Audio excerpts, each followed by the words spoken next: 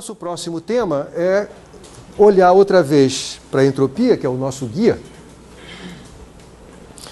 e ver o que a entropia nos diz a respeito de uma situação onde nós tenhamos equilíbrio mecânico, equilíbrio térmico. Nós tínhamos dois sistemas que podiam trocar energia, aí fomos olhar o que diz a entropia sobre a situação do equilíbrio térmico. Aí nós fomos levados à conclusão de que no equilíbrio térmico nós temos a derivada da entropia total igual a zero. Isso implica em que as derivadas das entropias parciais com relação à energia sejam iguais. Isso nos levou a associar essa derivada da entropia com relação à energia à temperatura, que é a grandeza intensiva que caracteriza o equilíbrio térmico. Tá certo? Foram esses passos que a gente deu no caso da análise do equilíbrio térmico. E não é à toa que passos equivalentes serão dados para a gente estudar agora o que acontece no equilíbrio mecânico. Então, suponha que nós tenhamos dois sistemas fechados numa caixa isolada do resto do ambiente. E aqui eu tenho uma parede móvel. Aqui eu tenho o sistema A, caracterizado por ter energia A, entropia A e volume A. E o sistema B,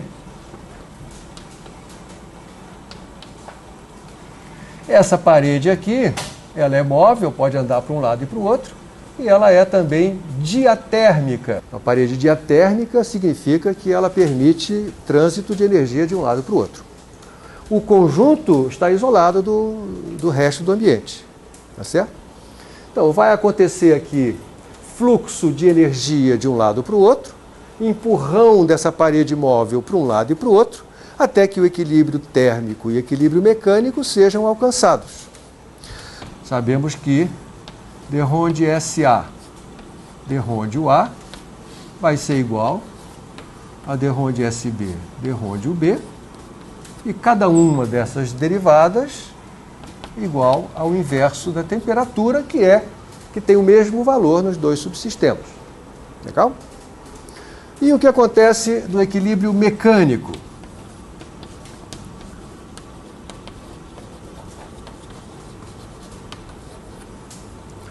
Outra vez, assim como nós fizemos no caso do equilíbrio térmico, nós podemos entender que o equilíbrio mecânico se dá devido ao fato de que volume é trocado entre os dois subsistemas. Quando o volume de A aumenta, o volume de B diminui na mesma quantidade. A soma do volume de A com o volume de B é sempre o mesmo, que é o volume total. O volume é conservado, digamos assim, né? Então, na verdade, eu posso caracterizar o macroestado desse sistema apenas dizendo quais são os valores de UA e VA. Porque UB e VB são tais que a soma das energias é constante, valor U constante, a soma dos volumes também.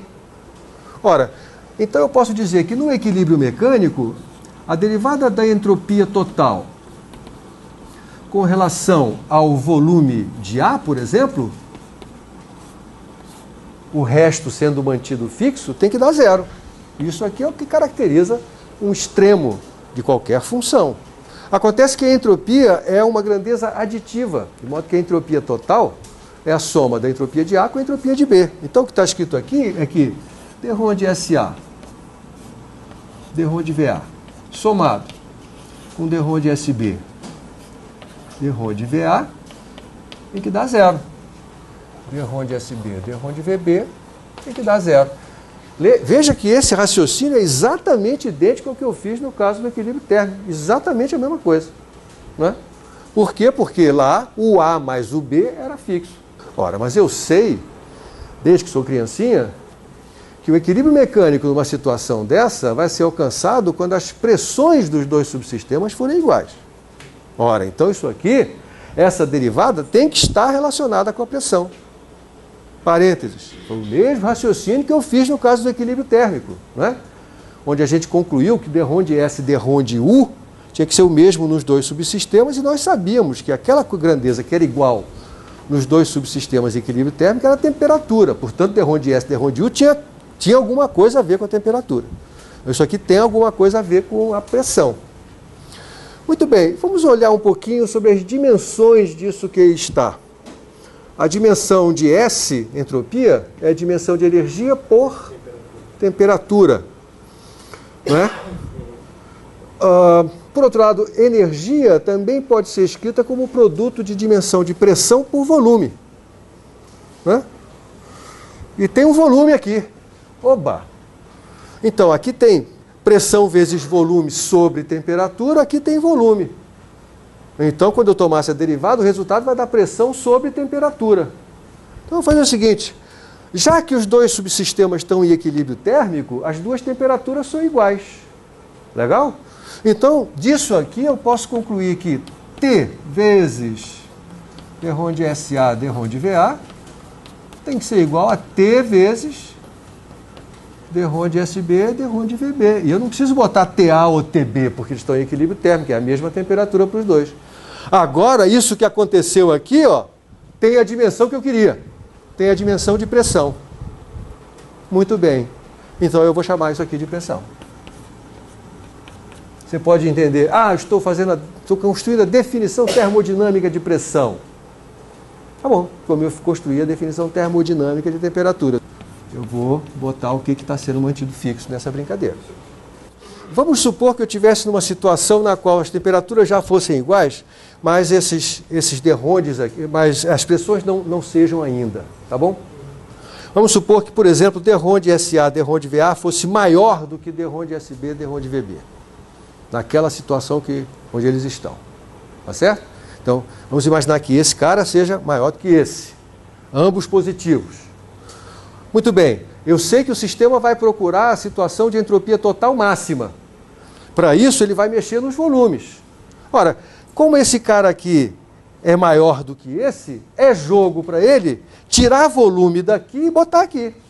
Porque o tanto que ele perde de entropia quando ele tira volume aqui está sendo mais do que compensado pelo tanto que ele ganha de entropia para cá.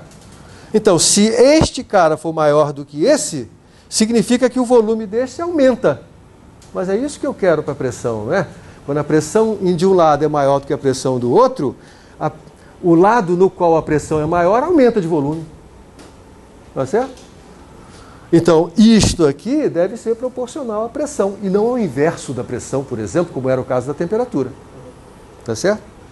Então, aqui, o subsistema que vai aumentar de volume é aquele que tem maior pressão.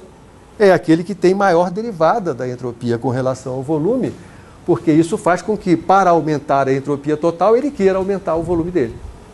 E o que o outro perde ao perder volume é mais do que compensado pelo que ele ganha.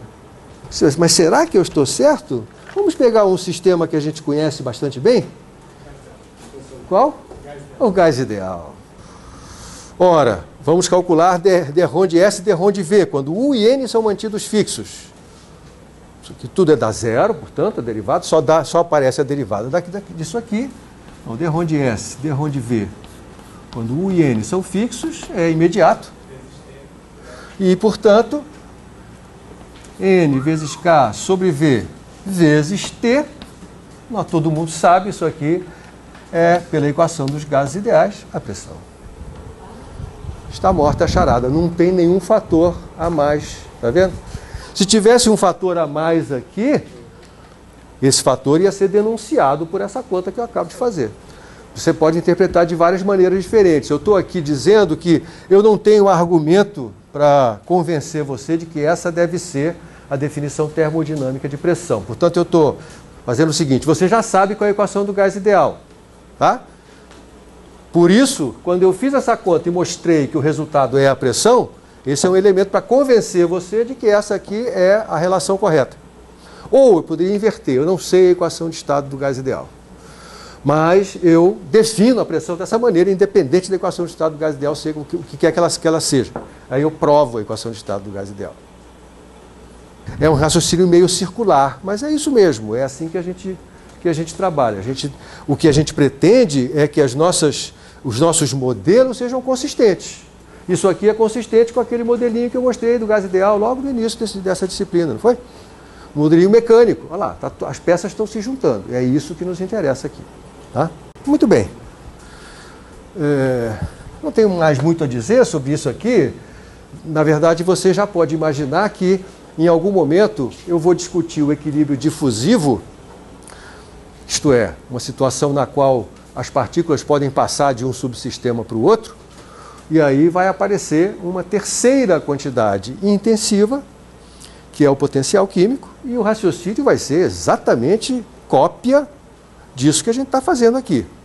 De modo que eu vou ter, uma vez que eu saiba a entropia como função de energia, volume e número de partículas, eu vou ter de graça, através de derivadas, as grandezas intensivas que caracterizam o estado do sistema, que são a temperatura, a pressão e esta coisa um pouco mais misteriosa que é o potencial químico. E um pouco mais misteriosa porque está mais longe do nosso mundo cotidiano, não é verdade? A gente conhece instrumentos para medir temperatura, foi assim que começou a disciplina, né? Um velho termômetro. Conhecemos instrumentos para medir pressão, não é verdade? Mas ninguém conhece um instrumento para medir potencial químico. O potencial químico é um bicho um pouquinho mais estranho, por isso eu vou dedicar um pouco mais de tempo a ele.